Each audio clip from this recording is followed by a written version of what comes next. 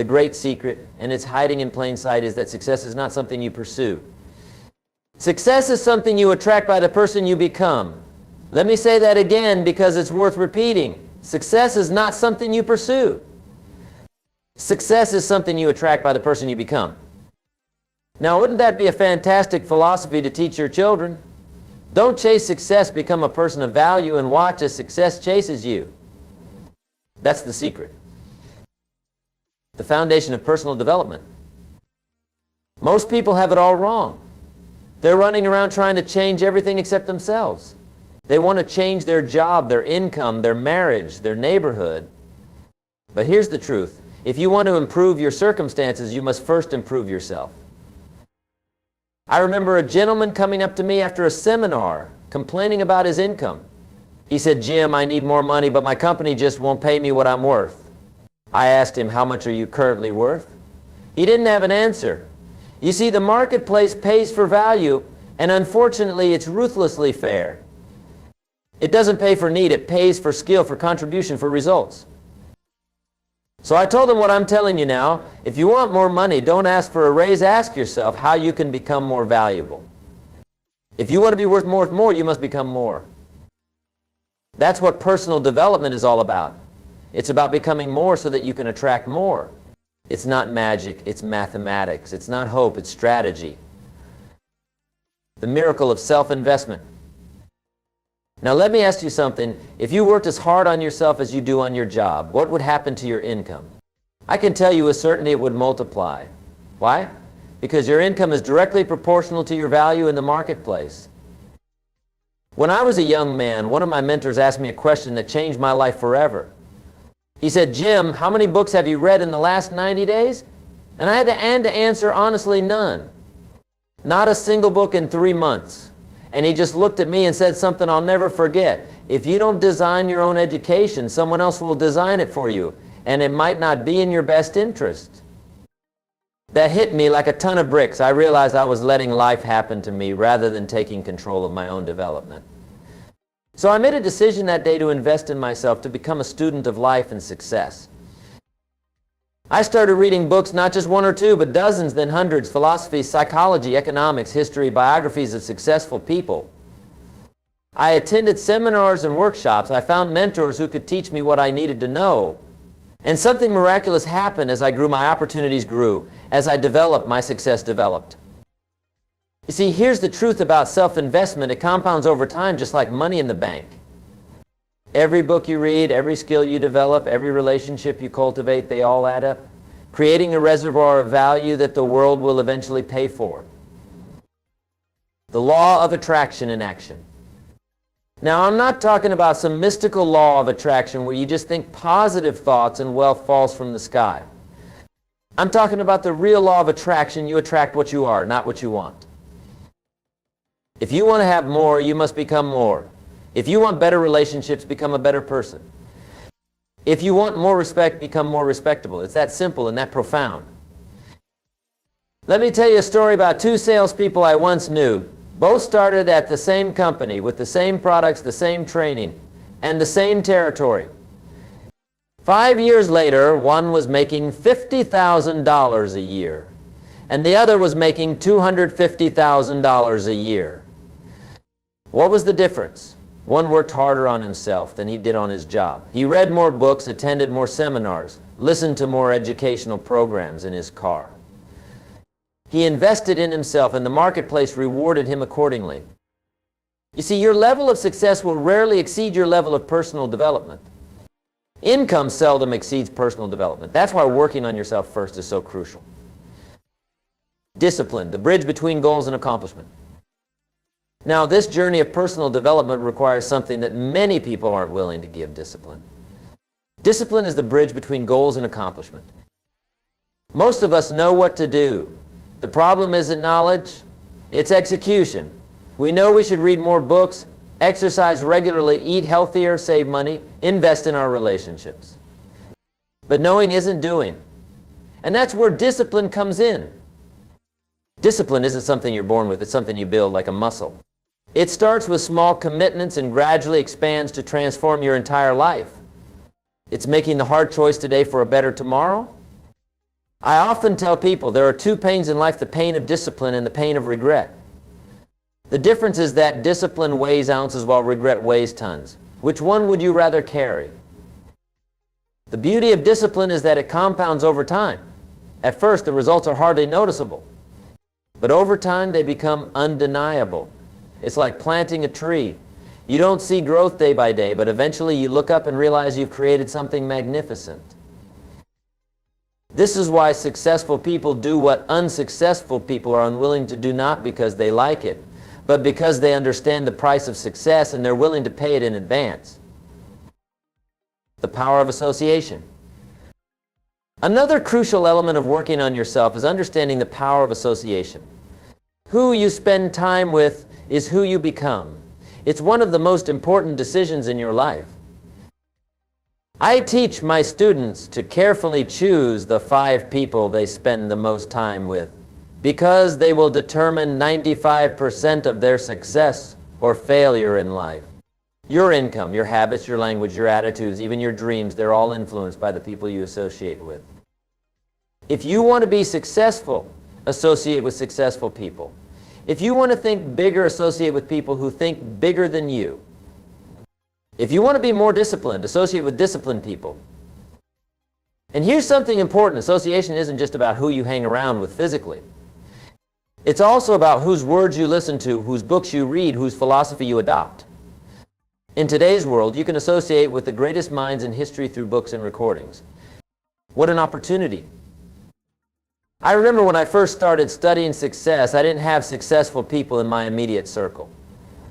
So I built my circle through books. I associated with Jim Rohn through my own books and recordings.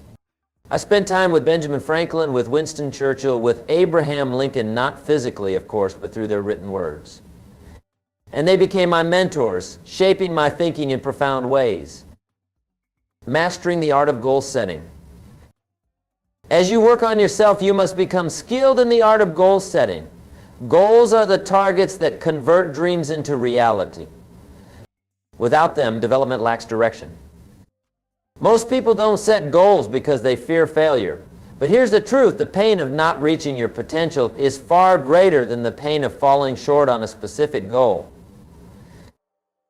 Here's how I teach goal setting. First, decide what you want, be specific. Second, write it down. Something magical happens when you put pen to paper. Third, set a deadline. Goals without deadlines are just wishes. Fourth, develop a plan, break it down into manageable steps. Fifth, take action immediately. Momentum is crucial. And sixth, do something every day that moves you toward your goal. Consistency trumps intensity. And remember this, the value of setting a goal isn't just what you get by achieving it, it's what you become in the process. The greatest benefit of goals isn't having them, it's becoming the person who can achieve them. I set my first serious goals when I was 25 years old. At the time, I was broke, discouraged, and unsure of my future. But I wrote down what I wanted to accomplish in the next year, 5 years, 10 years. Most of those goals seemed impossible at the time, but writing them down changed something in me. It gave me direction, purpose, and most importantly, a reason to work on myself. Within a year, my income had doubled. Within 3 years, I was financially independent. Was it because I suddenly got lucky? No, it was because I had a target to aim for, and that target motivated me to develop the skills, habits, and mindset necessary to hit it. The importance of financial literacy. Let's talk specifically about an area where most people need significant personal development, financial literacy. One of the most important aspects of working on yourself is learning how to manage money. Most schools don't teach financial literacy, so you must educate yourself. Learn the language of money. Understand assets and liabilities. Master the principles of saving and investing. Develop the discipline to live below your means so you can invest the difference. I'm often asked, Jim, how much should I save? And my answer is always the same, as much as you possibly can. Start with 10% of your income, then gradually increase it. Your financial freedom is directly tied to your saving rate. But don't just save money, invest it wisely. Make your money work for you. The rich have their money work harder than they do. The poor work harder than their money. I remember when I started my first investment account. I had very little to invest, just $25 a month. But I was consistent. Month after month, year after year, that money grew. Not just because of compound interest, but because as I worked on myself, my income increased, allowing me to invest more. Within 10 years, that small habit had created substantial wealth. Not because I was smarter than anyone else, but because I understood a simple principle: success is not about luck, it's about strategy and consistency. Developing communication skills. Another critical area of personal development is communication. Your ability to express ideas clearly and persuasively will determine much of your success in life. Most people think communication is about talking, but the most powerful communicators are often the best listeners. They ask thoughtful questions. They seek to understand before being understood. They connect with people on an emotional level, not just an intellectual one. I've watched countless careers take off when someone focused on improving their communication skills. Why? Because ideas are the currency of the 21st century, and those who can articulate them effectively will always be in demand. When I was starting my speaking career, I was terrible. My first presentation was a disaster. I stumbled over my words, lost my train of thought, and nearly passed out from nervousness. But instead of giving up, I decided to work on myself. I joined Toastmasters. I recorded myself speaking and analyzed every word. I studied great speakers and emulated their techniques. It took years of practice, but eventually my communication skills became one of my greatest assets. Companies began paying me thousands of dollars to speak, not because I was born with talent, but because I developed it through consistent effort and practice. This is the beauty of personal development. You can transform your weaknesses into strengths through dedicated effort. But you must be willing to face those weaknesses honestly and work on them relentlessly. The philosophy of contribution. As you work on yourself, it's essential to develop a philosophy of contribution. Success without contribution leads to emptiness. True fulfillment comes from making a difference in the lives of others. The marketplace rewards value, and the greatest value comes from serving others. The more people you serve, the more success you'll attract. It's a universal law. I learned this lesson early in my career. When I shifted my focus from what I could get to what I could give, everything changed. My business grew, my relationships deepened, and my sense of purpose expanded. This doesn't mean you should work for free or neglect your own needs. It means you should always ask, how can I add more value? How can I serve more people? How can my work make a positive difference? When you develop a contribution mindset, you stop chasing success because success starts chasing you. People naturally want to do business with those who add value to their lives. They naturally recommend those who exceed expectations. They naturally support those who support others. The power of positive self-talk. Another crucial aspect of working on yourself is developing positive self-talk. The conversation you have with yourself is the most important conversation in your life. It shapes your beliefs, which shape your actions, which shape your results. Most people don't realize how much their internal dialogue affects their external reality. They let negative thoughts run unchecked, creating limiting beliefs that hold them back from achieving their potential. Learning to control your self-talk is like learning to program your own subconscious. It's about replacing phrases like "I can't" with "how can I?" It's about switching from "that's impossible" to "let me figure this out." It's about transforming "I'm not good enough" into "I'm getting better every day." This isn't about deluding yourself with false positivity. It's about challenging your limiting beliefs and expanding what you think is possible.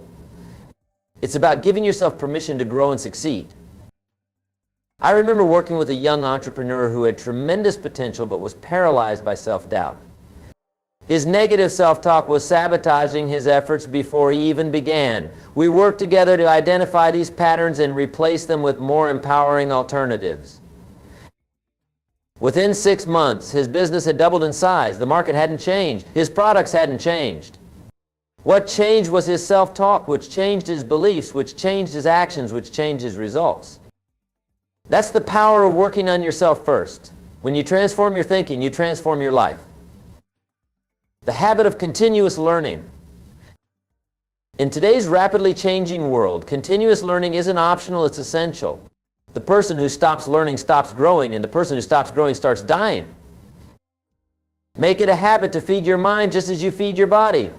Read books, listen to podcasts, attend seminars, take courses. Become a student of life and success. The investment will pay dividends far beyond what you can imagine. I often recommend what I call the 5-year plan. Imagine where you want to be in 5 years. Then ask yourself what books you need to read, what skills you need to develop, what relationships you need to build to get there. Then create a learning plan and execute it relentlessly. When I look back at my own journey, I can trace every significant breakthrough to a book one read, a seminar I attended, or a relationship I developed. None of my success happened by accident. It was all the result of deliberate self-education and personal growth. The beautiful thing about learning is that nobody can take it away from you. Once you develop a skill or gain knowledge, it's yours forever. It becomes part of who you are, part of the value you bring to the marketplace. Emotional intelligence, the hidden success factor. One often overlooked aspect of personal development is emotional intelligence, the ability to understand and manage your emotions and effectively navigate social interactions and relationships. In many cases, emotional intelligence matters more than IQ when it comes to success. You can be the smartest person in the room, but if you can't connect with others emotionally, your impact will be limited. Developing emotional intelligence involves several key components: self-awareness, self-regulation, motivation, empathy, and social skills. Each of these can be cultivated through practice and reflection. I've seen brilliant people fail because they couldn't manage their emotions. I've seen average intellects succeed beyond expectations because they excelled at understanding and connecting with others. The difference wasn't talent or opportunity, it was emotional intelligence. Working on yourself means developing all aspects of your character, not just your technical skills or knowledge. It means becoming more patient, more compassionate, more resilient. It means learning to navigate conflicts, to inspire others, to build trust. These soft skills often create the hardest results. They're what transform a good career into a great one, a functional team into an exceptional one, a struggling relationship into a thriving one.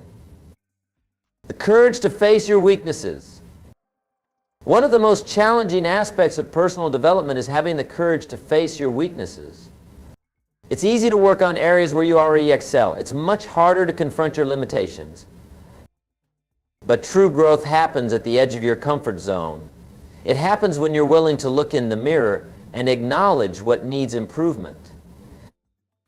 I remember working with a client who was exceptionally talented in many areas but had a serious problem with time management. He was chronically late, missed deadlines, and frustrated everyone around him. When I suggested that he focus on this area, his initial reaction was defensiveness. "That's just how I am," he said. "I'm creative, and creative people aren't good with schedules." This was a convenient story he told himself to avoid addressing a weakness. Eventually, he gathered the courage to face this limitation. He read books on time management, worked with a coach, and developed systems to keep himself accountable. It wasn't easy. He had decades of bad habits to overcome. But gradually, he transformed this weakness into a strength. Within a year, his income had increased by 40%. Why? Because he became more reliable, more productive, and more respectful of others' time. He attracted better clients and bigger opportunities. Success started chasing him because he had the courage to work on himself first. The compound effect of small improvements. As you embark on this journey of personal development, remember the power of small, consistent improvements. Success isn't about making dramatic changes overnight. It's about making small changes every day that compound over time. If you improve just 1% each day, you'll be 37 times better at the end of a year. That's the miracle of compound growth. It's hardly noticeable in the short term, but transformative in the long term. This is why patience and persistence are such vital virtues in personal development. You won't see dramatic results immediately. You might read a book and not notice any change. You might practice a skill and still feel awkward. You might adopt a new habit and struggle to maintain it. But if you stay consistent, these small efforts will eventually create massive results. Just like water can carve through rock with persistent pressure over time, your consistent efforts will eventually break through any obstacle. I often tell the story of the Chinese bamboo tree, which shows little or no growth for 4 years after being planted. Then in the 5th year, it suddenly shoots up 90 feet in just 5 weeks. Did it grow 90 feet in 5 weeks, or did it grow 90 feet in 5 years? The answer is obvious. The growth was happening underground, developing a root system strong enough to support its eventual height. Your personal development works the same way. You might not see visible results for months or even years, but beneath the surface, you're building a foundation for extraordinary success. And when that success comes, it will seem sudden to outside observers, even though you know it was the result of consistent effort over time.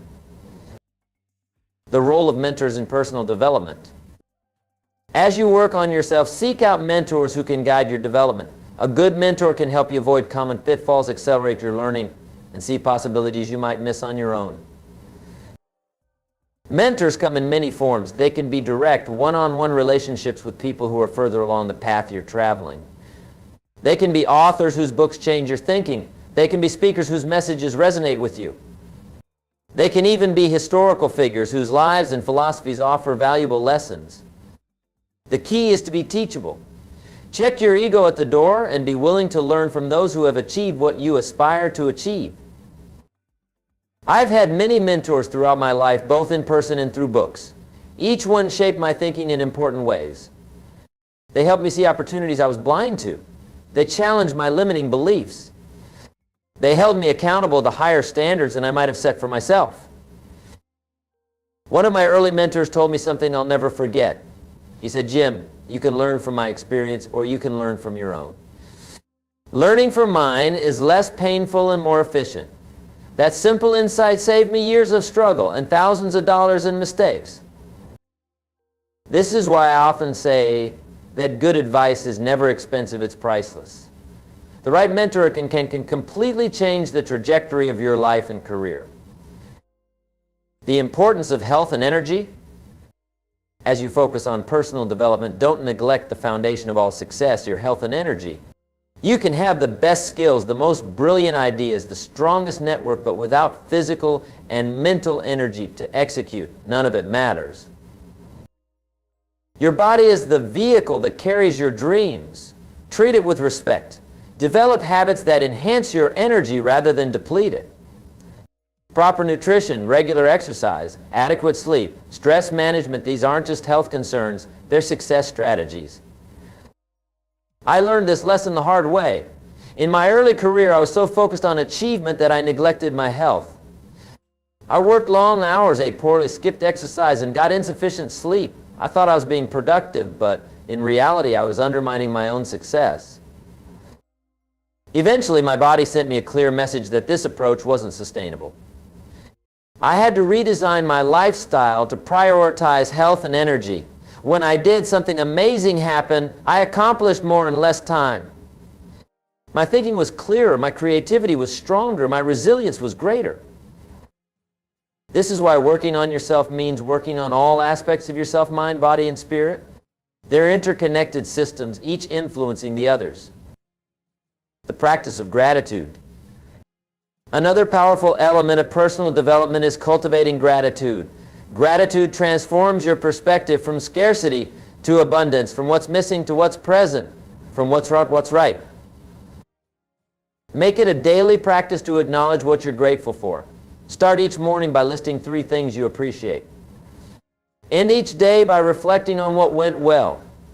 Train your mind to look for the positive, and you'll find more of it in your life.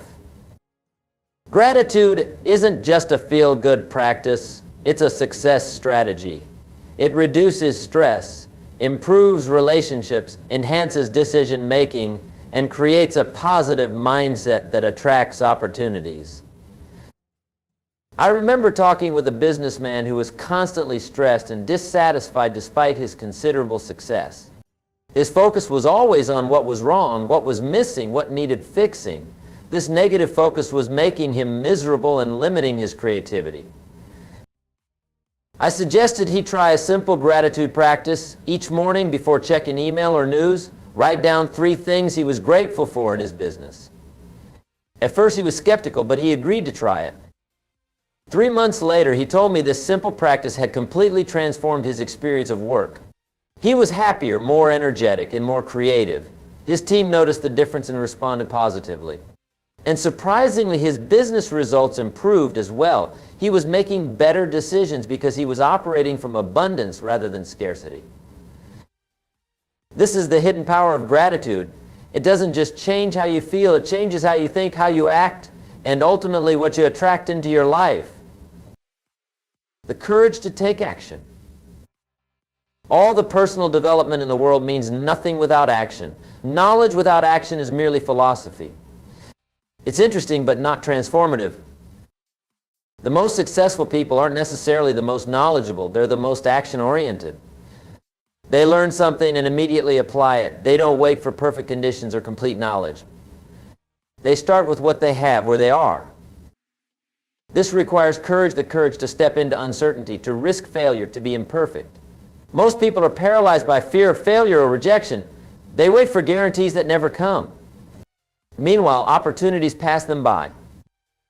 Working on yourself means developing the courage to take action despite fear. It means embracing failure as a teacher rather than avoiding it as an enemy. It means understanding that mistakes are the price of education, and that experience is what you get when you don't get what you want. I often tell my students, don't wish it were easier, wish you were better. Don't wish for fewer problems, wish for more skills. Don't wish for less challenge, wish for more wisdom. This is the essence of working on yourself first. You don't change your circumstances by complaining about them. You change them by becoming the person who can handle them. The ultimate investment. In closing, let me emphasize this fundamental truth. The most important investment you will ever make is in yourself. No financial investment, no business venture, no relationship will yield greater returns than your investment in personal development. When you work on yourself first, success will chase you. It's not a matter of if, but when. The marketplace always rewards value, and your value is directly tied to your personal growth. So make this commitment today. Dedicate yourself to lifelong learning and growth. Read books that challenge your thinking. Attend webinars that expand your skills. Associate with people who elevate your standards. Develop habits that enhance your productivity. Cultivate qualities that strengthen your character. Do this consistently day after day, year after year, and watch as your life transforms. You won't have to chase success, it will chase you. You won't have to search for opportunities, they will search for you. You won't have to beg for recognition, it will be freely given. This is the profound wisdom I've learned over decades of studying success. For things to change, you must change. For things to get better, you must get better. For things to improve, you must improve. When you improve, everything improves for you. Make that your philosophy, and success will chase you for the rest of your life. Thank you.